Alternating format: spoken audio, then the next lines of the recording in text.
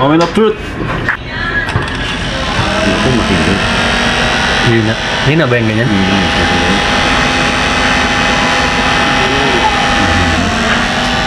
Di ganyan ang tunog yan eh, no? Pag ano? Di ba ang tunog nun parang ano talaga? Matining? Oo. Ito mahina. Ayan. Mahina. Hina nga, no? Kaya pag-asa. Oo, wala na. Gawin natin. Magagawin natin.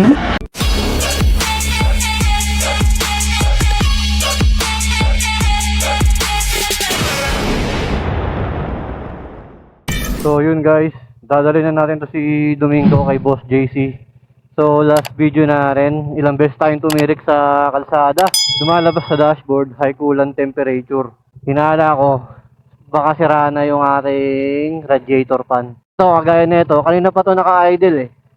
Pero yung radiator fan natin hindi umiikot. So possible sira talaga yung radiator fan natin. So yun, dadalhin natin kay Boss JC. So tara. So ito na nga mga bro, nakikita nyo naman running pa rin si Domingo. Ang main problem lang natin is di talaga gumagana ang pan niya. Kaya dapat na siya madala sa ating expert mechanic. Dito lang pala makikita ang hideout ni Boss JC sa Liwayway Home Subdivision sa Imus, Anabu, 1C. Bali andito na tayo at sakto walang ibang nakapila ngayon. Dito!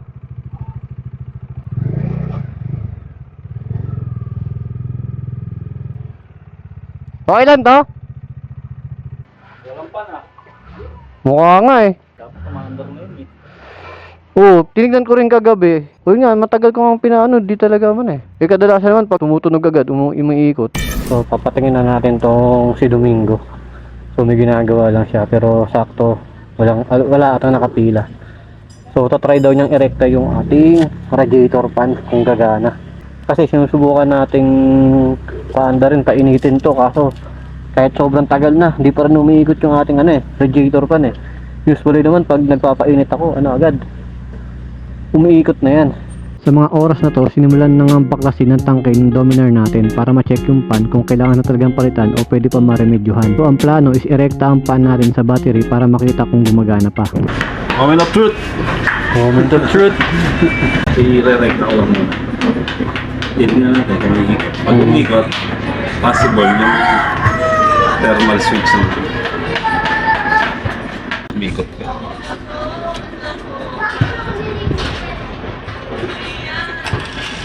Ito matindi. Hindi na ba yung ganyan?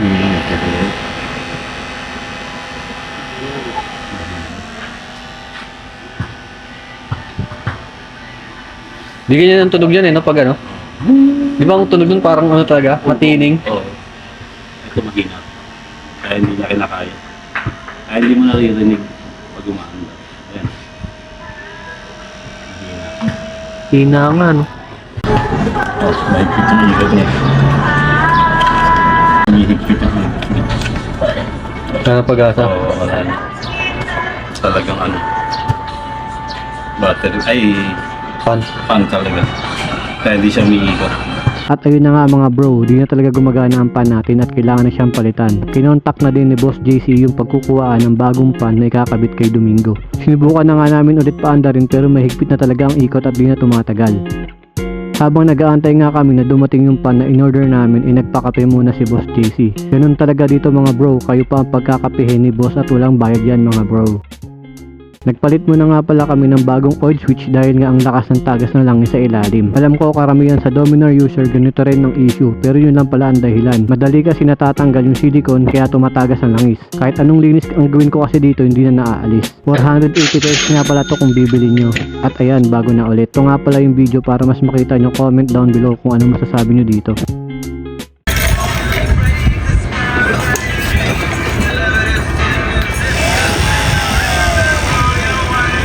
Iikot na siya. Suko na. Oo. Iikot siya pero wala na. Ayan. Dumating na nga pala guys yung pan na in-order namin. Ang presyo nito is 3,618 pesos lang naman. At pang Dominar version 1 nga pala itong ikakabit natin. As in pang version 1, hindi yung UG version 1. Syempre may paliwanag dyan si Boss JC, kaya makinig kayo maigi. Bakit nga ulit pwede yung pang B1 sa ano? Pagka mataas na yung niya, pag mataas na yung odometer niya, pwede na yung pambiwan. Mas mataas sa 15. 15,000. Mas mataas sa 15. Basta lagpas na siya ng 15, pwede na yung pambilan. Kasi hindi na siya sobrang init. Tapos na yung break-in period niya. Okay. So yan mga bro, kinakabit na yung bago nating pan pang version 1, Dominar version 1. Nakabit na yung bagong pan natin at ito chinik ulit kung may laman pa yung coolant natin. Oh, dami. Dito tayo sa ulan. Ito na talaga ang pinaka moment of truth mga bro. Malalaman natin kung gagana na ba yung bagong pan na kinabit natin. Gumamit na din ng pang-diagnose si Boss JC para makita natin yung temperature ng motor natin. Dapat pag pumalo na to ng 98 pataas, tatakbo na ang pan natin. 96 na? Hindi pa umiikot? 96.5. 7.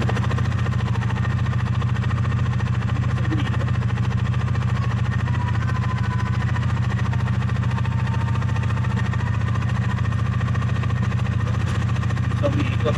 Pati ano nito, may ano. Sa pagkakataong to, bigo kami mapaandar yung pan ni Domingo.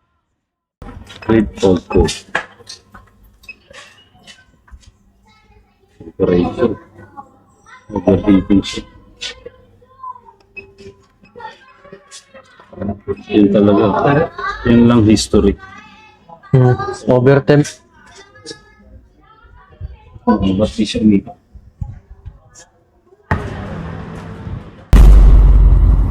Short yung pan, pumutok yung fuse.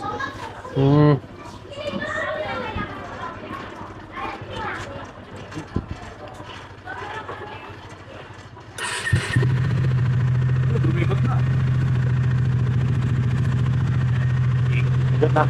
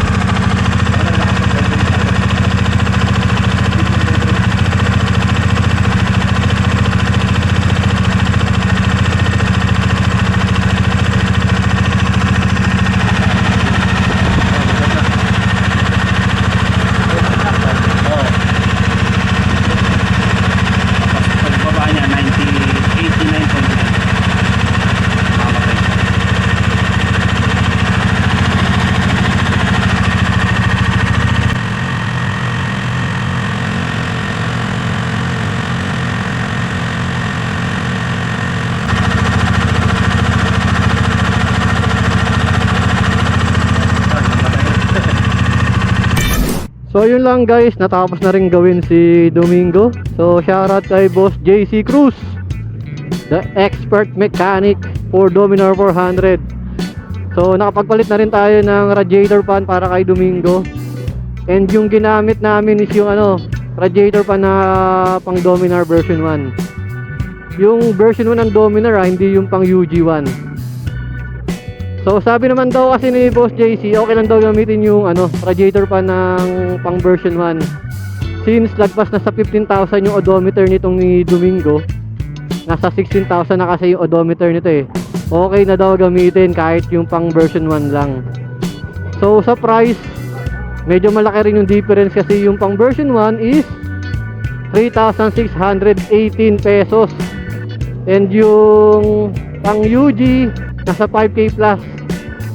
So kung narinig nyo yung explanation ni Boss JC kanina, yun ang reason kung bakit okay lang na pang version 1 yung ginamit natin. Dapat din pala binabantayan din natin yung yung radiator fan. Kasi ay naging problema, parang sumikip ata, di na ganun ka smooth yung ikot ng ating radiator fan.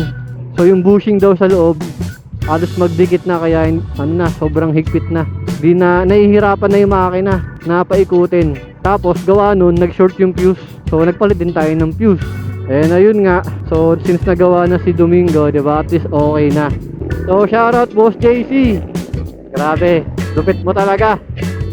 So yun lang mga bro. Alright, JMX King Moro once again. See you sa next vlog.